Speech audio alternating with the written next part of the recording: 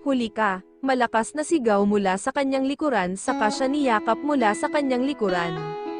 Sam, magkasalubong ang mga kilay na napangiti na lamang siya nang makita ito sa kanyang likuran. Nagulat ko ba ang baby ko, ha? Nanunuyang wika nito na hinalikan siya ng hinalikan sa kanyang leeg at pisngi. Sam, nakikiliti ako, tigilan mo nga yan. Pagsaway niya rito na pilit niya namang iniiwas ang leeg at pisngi rito. Hindi pa ako naliligo, ang kulit mo. Natatawang sabi niya ulit dito nang wala pa rin itong tigil sa kakahalik sa kanya. Ngunit wala ata itong planong tigilan siya lalo na nang buhatin siya nito. Ganon ba, Eddie? Sabay tayong maligo, nakangising wika nito saka siya hinalikan sa labi.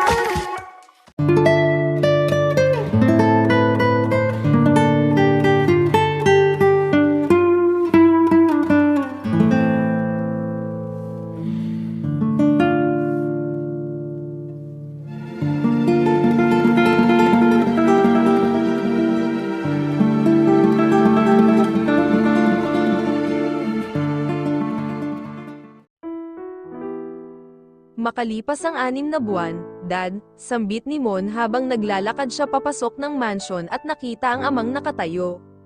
Magkasamang umuwi na ng Maynila silang dalawa ni Sam dahil iyon ang kagustuhan ng ama niyang si Kirk.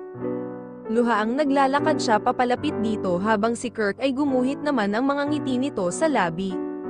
Nang tuluyan siyang nakalapit kay Kirk ay kaagad naman siyang yamakap dito ng mahigpit.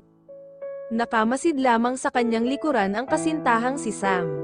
Makikita rin sa mga mata nito ang magkahalong hiya at hindi alam ang gagawin na nakatingin kay Kirk.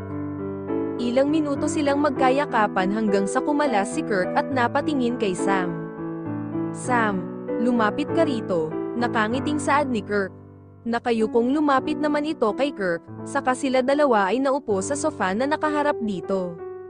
Doon lamang niya napagmasdan ang kanyang ama, mapapansin sa mukha nito na may malubha na itong karamdaman. Dad, sambit niya, alam kong nagtataka kayo kung bakit hindi ako galit sa nalaman ko. Napatitig siya rito, yes Dad, bakit po ba hindi kayo nagagalit, di ba dapat? Mon, lumapit ka rito, sumenyas naman ito sa kanya na maupo sa tabi nito kaya naupo siya roon. Hinawakan nito ang kanyang kanang kamay saka napatingin kay Sam. Dahil wala na akong panahon para magalit sa inyo, luha ang saad nito. Dad, what do you mean? Kinakabahang sambit naman niya rito. Sam, ikaw nang bahala kay Mon, okay, saad ulit ni Kirk. Kirk, napamaang nasambit naman nito sa pangalan ng kanyang ama. Waring alam na nito ang ibig sabihin ng kanyang ama. Nabalik ulit ang mga mata nito sa kanya, may taning na ang buhay ko, Mon, blanko ang mukhang sagot nito. Niwala man lang luha ang namumuo sa mga mata nito, sa halip, ay nanatili itong nakangiti ng sambitin nito iyon. Sa narinig ay waring tinusok naman ng makailang beses ang kanyang dibdib. Tila isa iyong bangungot na gusto na niyang magising. Tila isa iyong bomba sa kanyang pandinig pagkasabi nito nyon. Dad, what are you talking about? Sabi ni Sam, malaki pa ang chance na bumuti ang kalagayan ninyo. Kaya nga po kayo pabalik-balik ng Thailand, right? Habang sinasabi niya iyon ay sunod-sunod na ang pagtulo ng kanyang mga luha. Wala nang pag-asa, anak, pilit ang mga ngiting sambit nito. Mas lalo naman siyang pinaharap nito at hinawakan ang magkabila niyang mga balikat at pinisil iyon. Ginawa ko na ang lahat. Kung sino-sino ng doktor ang kinausap at nilapitan ko, ilang pera na ang naubos ko dahil sa sakit kong ito. Malalim itong napabuntong hininga, I have stage 3 heart cancer at anumang oras ay maaaring mawala na ako. Ilang minutong katahimikan ang lumipas, tanging pagsinghot ng kanya-kanyang mga luha lamang ang maririnig ng mga sandaling iyon. Napatingin naman ulit si Kirk kay Sam, Sam, ikaw nang bahala kay Mon, kapag nawala na ako. Kirk, huwag kang magsabi ng ganyan. Alam mo, marami pang magagaling na doktor ang makakagamot sa sakit mo. Pwede ka naming samahan ni Mon, saan ka man magpunta, pwedeng sa States o kaya sa... Tumayo si Kirk at mahinang tinapak ang balikat ni Sam. Sam, tanggap ko na, nagpatango-tango ito. I created my last will and testament at ikaw na ang bahala roon. Sam, ikaw na ang bahala kay Mon, mahalin mo siya higit pa sa pagmamahal mo kay Nita noon. Bumakas ang gulat sa mga mata ni Sam habang nakatingin ito kay Kirk. Wala ka nang dapat pang itago sa akin, Sam, kahit matagal na tayong nagsasama noon, alam kong may natitira ka pang pagmamahal kay Nita noon at ayos lang sa akin iyon. Masaya ako, dahil nakilala kita, napasulyap naman ito sa kanya saka nabalik ang mga mata kay Sam. At alam kong, mamahalin at hindi mo sasaktan ang iyong nakahiha ko, mahal na mahal ko ang anak ko, Sam. At kahit wala man akong sakit ngayon ay handa akong isakripisyo ang kasiyahan ko, maging masaya lang siya.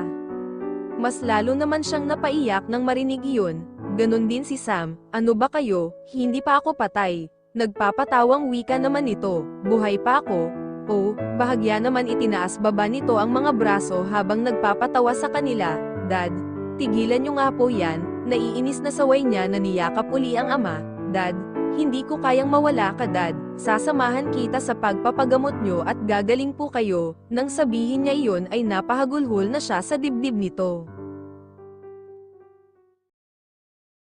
Makalipas ang ilang buwan ay tuluyan nang binawian ng buhay si Kirk. Ito ay nangyari sa loob ng mansion at ang lahat ay nagulantang dahil sa pagkamatay ni Kirk. Ilang buwan at taon ding itinago ng kanyang ama ang karamdaman at nang malaman nga niya ang sakit nito ay hiniling din nitong itago niya ang karamdaman nito sa lahat. Lahat ay nagulat at nagluluksa sa pagkamatay ng kanyang ama. Sa mga panahong iyon ay labis ang lungkot ni Mon dahil hindi niya matanggap ang pagkawala ng kanyang ama. Matapos na ilibing ang kanyang ama ay napagdesisyonan din niyang ipagbenta ang mansion. At magpakalayo-layo na sila ni Sam at doon na manirahan sa tahanan nito sa probinsya. Alam niya kasing pagkawala ng kanyang ama ay dudumugin na naman siya ng mga media. At posibleng pagpipiestahan na naman silang dalawa ni Sam sa telebisyon dahil sa kanilang tinatagong relasyon. Patuloy pa ring pinapatakbo ni Sam ang naiwan nilang kumpanya na Diversity Pop, habang siya ay mas piniling sa bahay na lang muna habang pinagsisilbihan ang kanyang kasintahan. Madam Mon, dumating na po si Madam Sam, malakas ang boses na balita ni Manang Soledad pagkapasok nito sa loob ng kanilang silid. Kakapasok niya lamang sa loob ng comfort room at plano niyang maligo na lang muna, dahil ang pagkakaalam niya ay mamaya pa ang pagdating nito. Oh, hindi niyo po ba ako gine-joke? Manang, gulat na sigaw naman niya sa loob ng comfort room. Opo madam, napakunot noon naman siya nang magtaka kung bakit natahimik na lang ito bigla. Manang, nandyan pa ho ba kayo? Tanong niya rito. Manang, sigaw niya ulit, hindi po kayo nakakatuwa, Manang magsalita po kayo. Sa puntong iyon ay kinakabahan na siya kaya napagdesisyonan niyang ibalot ng tuwalya ang hubad na katawan at dumungaw sa pintuan, mas lalo siyang kinabahan nang nakita niyang walang tao roon. Manang, kinakabahan niyang sambit ulit dito habang unti-unting naglalakad papalabas ng banyo. Huli ka, malakas na sigaw mula sa kanyang likuran saka siya niyakap mula sa kanyang likuran. Sam, magkasalubong ang mga kilay na napangiti na lamang siya nang makita ito sa kanyang likuran. Nagulat ko ba ang baby ko? Ha? Nanunuyang wika nito na hinalikan siya ng hinalikan sa kanyang leeg at pisngi. Sam, nakikiliti ako, tigilan mo nga yan, pagsaway niya rito na pilit niya namang iniiwas ang leeg at pisngi rito. Hindi pa ako naliligo, ang kulit mo, natatawang sabi niya ulit dito nang wala pa rin itong tigil sa kakahalik sa kanya. Ngunit wala ata itong planong tigilan siya lalo na nang buhatin siya nito. Ganon ba, Eddie? Sabay tayong maligo, nakangising wika nito saka siya hinalikan sa labi. Sam, kada rating mo lang, baka naman magkasakit ka niyan, saway niya rito. Wala na siyang nagawa nang binuksan nito ang shower at nalaglag ang tuwalyang nakabalot sa kanyang katawan at nabasa iyon. Pinasadahan naman nito ng makamandag na mga tingin ang kanyang hubad na katawan. Saka nito niyakap ang kanyang bewang at kinabig nito kaya naman dikit na dikit ang basa nilang katawan. Mapangahas na hinalikan nito ang kanyang mga labi papunta sa kanyang leeg at sa kanyang dibdib. Wala naman siyang nagawa kundi ang mapaungol dahil sa kiliting hatid na dulot niyon. Langhing niyang saad, "Please don't stop, Sam." Tila nanginginig ang boses na wika niya rito. Wala sa sariling napasabunot na lamang siya sa buhok nito at mas lalong idiniin ang ulo nito sa parteng ibaba niyang iyon. Tila siya ay mababaliw dahil sa ginagawang pagkain nito. Noong una ay mababagal lamang ang pagkain nito nyon. Na mas lalo naman niyang hinahanap-hanap ang pagiging agresibo nito sa pagkain nito nyon. Ilang sandali pa, ang kanina'y mababagal ay mas lalong naging mapusok. Na mas lalong niyang ikinabaliw dahil sa kiliting hatid nyon. "Please harder, baby." Tila may ihing saad niya. Napakagatlabi na lamang siya nang ipasok nito ang bahaging iyon sa kanya at nilabas-pasok iyon. Walang tigil ang pagkain nito sa nakausling bahaging iyon habang ginagawa nito ang paglabas-pasok. Natagpuan na lamang niya ang sariling humihingal at hinalikan siya nito sa mga labi. "I love you, Mon. I love you too, Sam."